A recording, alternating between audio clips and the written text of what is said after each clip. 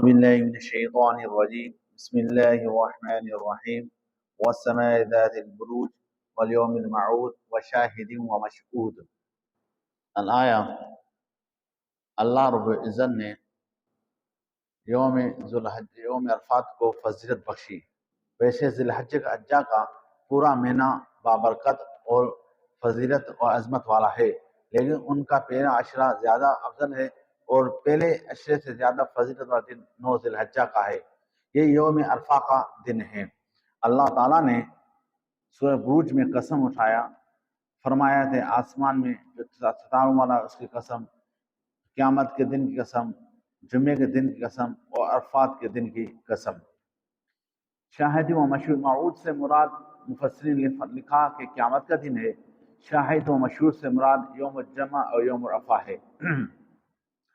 اس یوم کی برکت یہ ہے کہ اس دن روزہ رکھنا مستحبات میں سے ہے، اور اس دن جو روزہ رکھے گا اس کے 2 سال کے گناہ معاف ہو جائیں گے۔ آپ علیہ السلام نے فرمایا 2 سال کے گناہ معاف ہوں گے، ان میں 1 سال پہلے والا اور 1 سال بعد میں آنے والا، اور اس سے فقط صغیرہ گناہ معاف ہوں گے۔ کبیرہ کے لیے توبہ کرنا شرط ہے، وہ بغیر توبہ کے قبول نہیں ہوتے۔ اور اس دن جو روزہ رکھتا ہے اس کی زندگی میں برکت ہوتی ہے، اور اس سال وہ نہیں مرے گا۔ جس 9 ذی الحجہ کو جس نے روزہ رکھا وہ اس سال نہیں مرے گا۔